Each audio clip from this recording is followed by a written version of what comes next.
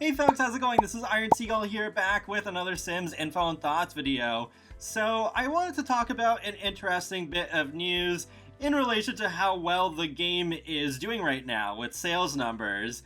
This was from almost a month ago, but I never knew about it until Jack of All Games posted it on Twitter the other day.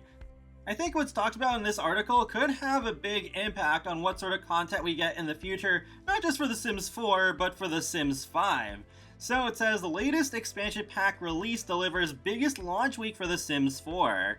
Maxis, the studio of Electronic Arts Incorporated, shares today that The Sims 4, the latest iteration of the popular life simulation game and the most widely played game in the 23-year history of the Sims franchise, now reaches more than 70 million players around the world. Since its launch in 2014, Sims 4 continues to serve as a digital platform for millions of players to discover and connect with ideas, experiences, and versions of themselves without boundaries, both in-game and real life. Following the Sims 4 base game becoming available to all new players to download for free in October, more than 16 million new players have downloaded the game to date, and average weekly users has increased 53%. Honestly, I'm surprised that number of free players isn't bigger out of the 70 million. That's kind of interesting. But still, 16 million in general is a huge number, and 70 million even more so. But getting back to it, they continue by saying, The Sims 4 has also since experienced global expansion with 75% of new unique players based outside of North America in growth areas like Brazil, France, Germany, the United Kingdom, and Poland. Newly acquired players have enthusiastically jumped into the game's catalog of more than 60 packs and kits. Yeah, that is a lot. That's way too many in my opinion, but anyways, additionally there has been a significant increase in downloads of user-generated content from the gallery since the base game became free, with more than 7 million gallery downloads in-game in the past week alone. With Brazil being one of those mentioned growth areas, that would be pretty cool if that increased the chances of us getting a Brazilian world, because that is something that I've wanted to see for a while, and we even have that Carnival streetwear kit that could go pretty well with that as well. Skipping ahead a bit further, it says the team at Maxis is more dedicated than ever to developing new and meaningful experiences for The Sims 4's growing user base, and recently delivered its most successful expansion pack launch week to date, with The Sims 4 growing together. The launch week from March 16th to the 23rd, 2023, saw more sales for Growing Together than any other expansion pack launch week since The Sims 4 started releasing packs in 2015.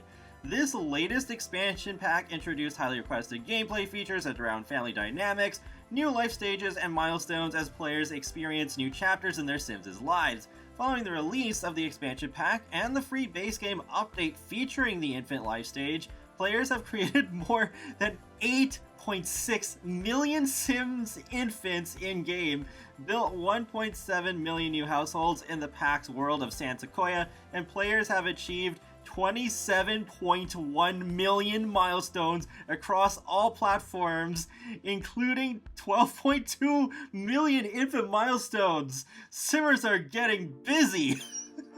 Just reminds me of that moment in The Incredibles when Syndrome finds out about the Pars having kids.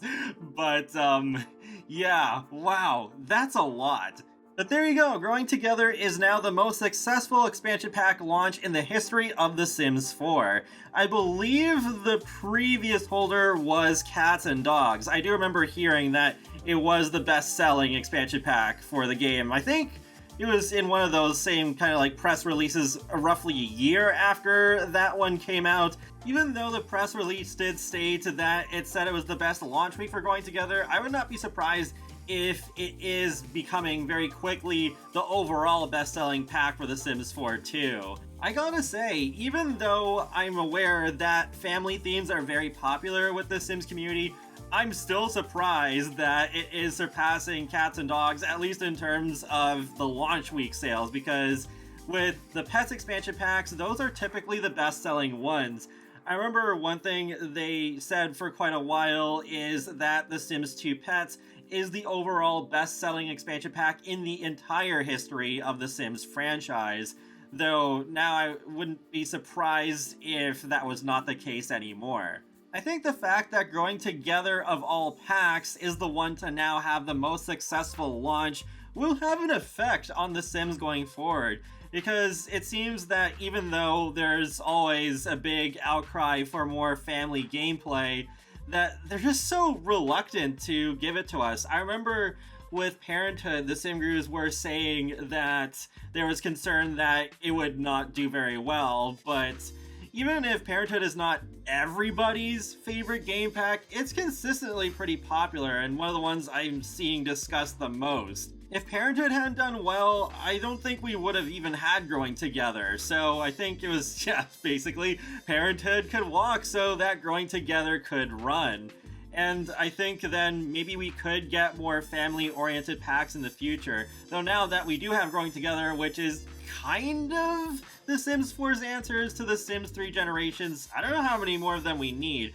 I mean, I would really love a hobbies pack. I've been saying that for quite a long time, and that I think could mix in a good amount of family gameplay. But yeah, I think maybe if at least in general it meant that the younger age groups will get more attention, then that's great. I mean, long before The Sims 4 was even a thing, that has been an issue where often the kids are left out of a lot of new additions with packs over the course of The Sims' history. But maybe with The Sims 5, or what it's currently known right now as Project Renee, could change that. Like, since it's still so early in development, the Sim Gurus could look at the success of Growing Together and think, okay, well, this is a good sign that then we really should include more family gameplay from the get-go and don't leave the toddlers out. Well, they probably knew that part already, but yeah, I think this could be promising that we won't have this issue, at least not as much, with Project Renee. In any case, I'm glad many of us voted with our wallets and bought Growing Together, so I think that will be a big statement towards EA that family players aren't this little niche that they initially thought it was. And that wraps up another Sims Info and Thoughts video, so feel free to let me know your thoughts on this article in the comment section below, and Simmer's getting very busy making a lot of infants. And be sure to subscribe if you'd like to keep up with my latest gaming content. I will talk to you all later and have a great day. Thanks for watching.